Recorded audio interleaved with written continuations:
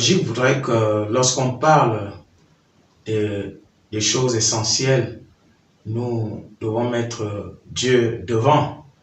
Et en tant que ministre de Dieu, nous n'accepterons pas que l'œuvre de Dieu ou que Dieu soit non l'essentiel. Parce qu'à partir du moment où on prend Dieu, on considère l'œuvre de Dieu ou Dieu comme étant non essentiel, nous attirons la colère de Dieu. Et nous ne laisserons pas dire et nous dénoncerons toujours cet aspect où ce qui est de Dieu est non essentiel. Nous dénoncerons toujours cela, qu'on prenne ça comme on veut. Et malheureusement, que lorsqu'on parle des choses sérieuses du royaume de Dieu, on a toujours tendance à banaliser les aspirations aussi sérieuses en les assimilant à une œuvre ou à une idée ou à une idéologie politique. C'est vraiment souvent malheureux et triste de le voir. Et ça, c'est orchestré pour banaliser le clergé et l'œuvre de Dieu dans notre pays.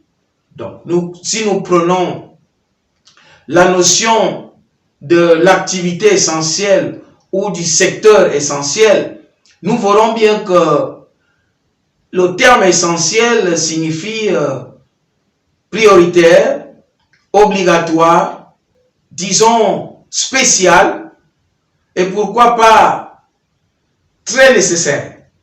Et dans ce secteur essentiel, nous pouvons bien constater que si on laisse les secteurs essentiels fonctionner, cela signifie qu'il y a une sorte de dérogation pour une contamination essentielle, une contamination prioritaire, une contamination obligatoire. Vous voyez, c'est ça le terme essentiel. Et nous pouvons effectivement voir cette traduction de l'essentialité à travers cette salle de classe. Vous voyez, là nous sommes à l'université. Nous pouvons bien voir là que les étudiants sont entassés dans une salle de classe. À l'entrée, il n'y a pas de mesures barrières, ni thermoflash, ni lavage des mains, ni gel hydroalcoolique. Et dans la salle de classe, il n'y a aucune distanciation physique, aucun port de masque. Vous pouvez bien voir que là, nous sommes dans le cadre d'une promotion pour les contaminations essentielles, les contaminations prioritaires.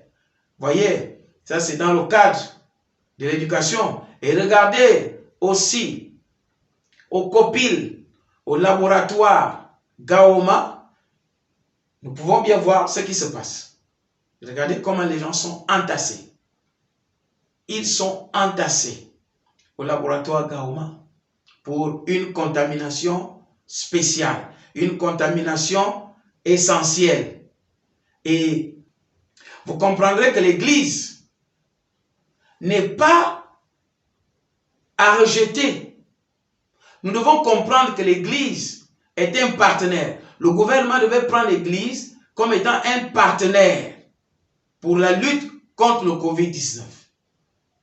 Voyez-vous, lorsque le coronavirus est arrivé dans le pays, le gouvernement a fait appel aux forces vives de la nation, parmi lesquelles il y avait l'Église. Et nous avons prié, nous avons jeûné, et Dieu a exaucé, puisque la tendance est baissière. Les résultats du Gabon sont exemplaires. Pourquoi? Parce que Dieu a étendu sa main. Et nous, en tant que ministres de Dieu, nous ne cesserons pas de dire que c'est Dieu qui a fait ça. Parce que l'exemple montre bien que dans les pays développés, la tendance est croissante. Alors que chez nous, elle est baissière. Vous voyez? Cela signifie que la main de Dieu a touché notre pays. Nous ne devons donc pas reléguer Dieu à la non-essentialité. Dieu doit toujours être essentiel. Toujours essentiel. Ce n'est pas pour rien, vous remarquerez la différence dans l'Église. L'Église est mieux placée pour sensibiliser les gens. Regardez la disposition des chaises à l'Église. Regardez la distanciation physique. Comment elle est faite. C'est bien. Vous pouvez bien voir comment ça se passe à l'Église. Avec à l'entrée les thermoflages, lavage de mains, et tout le protocole est respecté. Contrairement à tous les lieux qui sont dits essentiels, où la contamination est encouragée, où la contamination doit être essentielle aussi. Donc voyez-vous que tous les lieux qui sont dits essentiels ne respectent aucune distanciation physique, ni protocole, aucun protocole de lutte contre le coronavirus. Il n'y a pas de lavage de mains, il n'y a pas de thermoflash, il n'y a pas de distanciation physique, il n'y a même pas le port de masque, du masque. Il n'y a pas, regardez, revenez à la salle de classe, regardez. Il n'y a rien. Il n'y a rien. Pour que ce soit l'Église qui devienne, n'est-ce pas, la bête, je ne sais pas, hein, qui devienne, je ne sais pas trop quoi. Vous avez pris l'Église comme étant hein, l'élément à battre. Donc l'Église doit être un partenaire. Regardez vous-même. La distance est là. On veut tout dramatiser pour dire voilà, si les ministres du culte parlent, même de l'Église, on doit tout assimiler à la politique. On parle de l'Église, politique. On parle des choses de la société, politique. Mais finalement, cet avilissement-là est aussi issu de la politique. Ça veut dire que le complot contre l'Église est un complot politique. Nous pouvons aisément comprendre que le complot contre l'Église est un complot politique.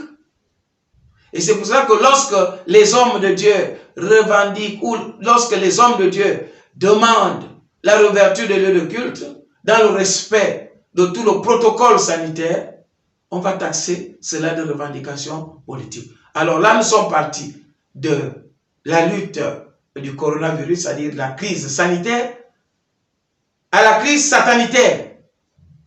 C'est ce que l'Église vit. Nous considérons maintenant que nous sommes victimes de la crise satanitaire.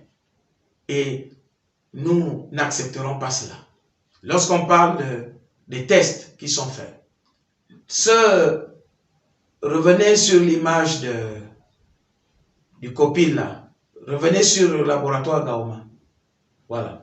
Vous voyez le laboratoire Gaoma? Pourquoi les gens sont entassés comme ça? Qu'est-ce qui encourage ça? Les recettes. Les recettes. Ce sont les recettes. Mais comme à l'église, à l'entrée, pour entrer, il n'y a pas de recette. Mais on préfère entasser les gens comme ça, simplement parce qu'ils viennent donner 5 000 francs ou 20 000 francs. C'est selon si on est VIP ou si on ne l'est pas. Donc quelqu'un peut partir de sa maison sans coronavirus, mais arriver à un endroit comme ça. Un endroit comme ça favorise la contamination. Mais puisqu'elle est essentielle, bien on laisse faire. On laisse les contaminations essentielles. Puisque Dieu n'est pas essentiel, on préfère les contaminations essentielles. Mais nous n'allons pas arrêter. Contamination essentielle, contamination indispensable, contamination obligatoire. Alors qu'à l'Église, nous sommes mieux placés pour combattre le Covid-19 aux côtés du gouvernement. Si le gouvernement prenait l'Église comme partenaire de lutte contre le coronavirus, nous reviendrons toujours pour dire, laissez-nous adorer notre Dieu au temple. Et c'est tout.